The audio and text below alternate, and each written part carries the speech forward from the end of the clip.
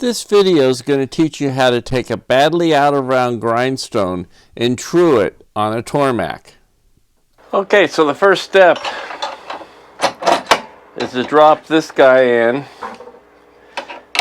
This is the guy, what's the part number? A TT50 truing dressing wheel.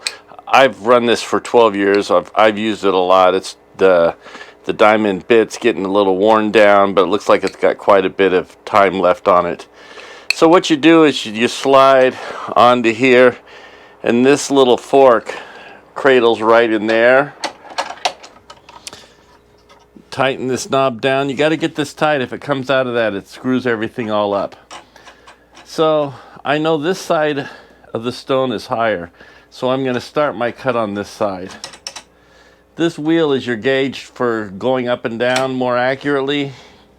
It's a great feature. It turns really nice. The way that Tormek's done their threads here is far better than any of the other whetstones. That's hands down.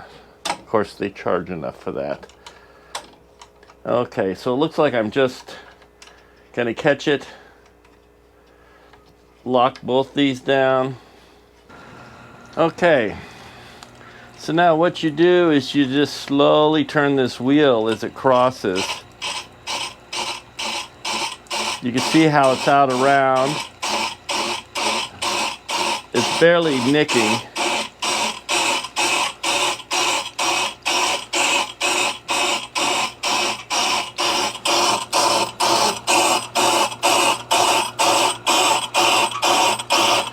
Now if you look, you can see that this is bouncing a bit.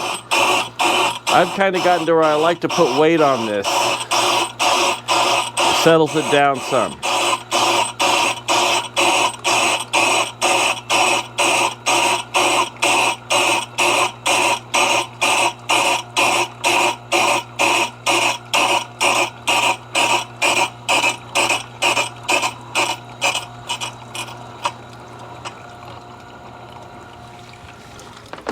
Okay, so if you take a look at this, you can see how it's scoring up. It shows marks from when I grabbed it and I was holding it a little more uneven than normal, but you can kind of see the real heavy texture I get and how the shape contours. Like this part of the wheel is completely untouched. Because I want to lower this, and I turn it one number.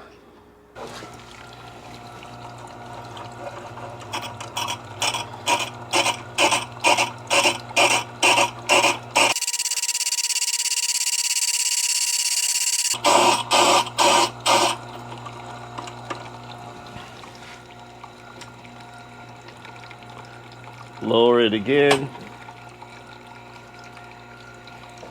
You got to tap it down each time.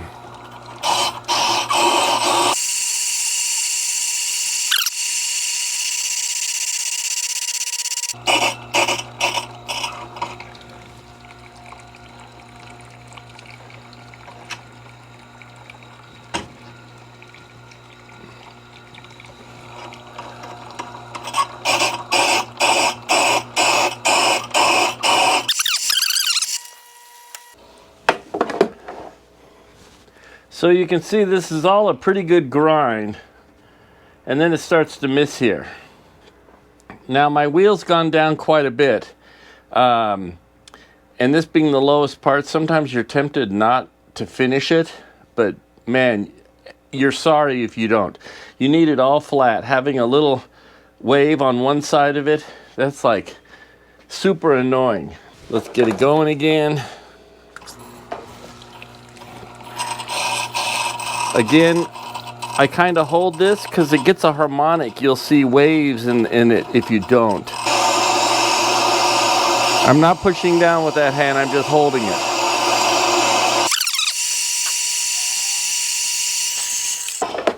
Okay, I wanted to show you something. You can see I'm taking a pretty heavy cut. This is probably a little heavier than they recommend, but it still works fine.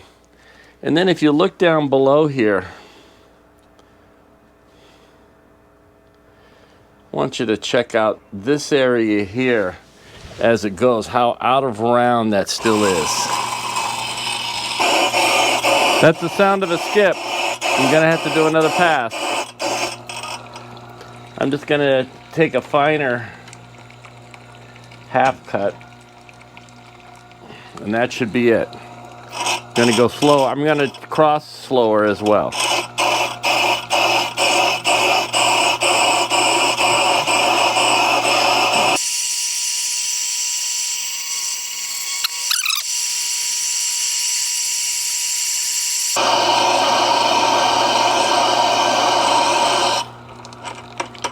Okie dokie. Let me clean out this water tray and get this off and take a look at it.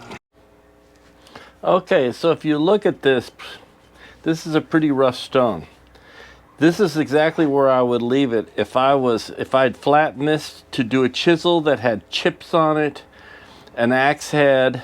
If I was, I'd actually use a different tool for that, but if I was gonna do it on here, anything that requires heavy grinding, this is what you want. Let's regrade this. I'm on the rough side, and I'm just gonna flatten it out.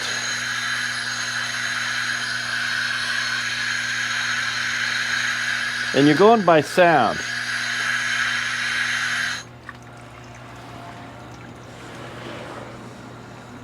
That's a huge difference in the way that feels. There's actually some areas that are smooth. There's a few little nicks in there. When I was getting that harmonic sound, that's right here where my thumb is. And the other side, there's the littlest little thing right here. I was probably stepping over the camera tripod or something and changed my pressure. That will go away quickly while sharpening, and there'd be no reason to deal with that. So now, if you want to make this for 1000 grit, you have to turn it over and you put it on. And as I mentioned, this stone's pretty worn out, so like a new one, you have to keep it moving or you'll make a mark in it. Now let's talk about when you're doing a serrated knife. One of the great things about these stones and the Tormek, they don't talk about it, or at least I missed that page, but I could take this edge here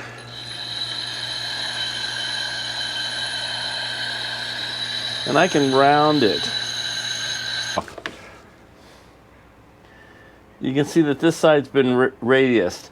Now, this much radius is getting pretty good for Spyderco, the smaller serration. Round it more for the larger serration. I have a wheel that's actually a diamond wheel that matches that serration, so I'm only concerned with the small ones on the Spydercos. But this is a great solution.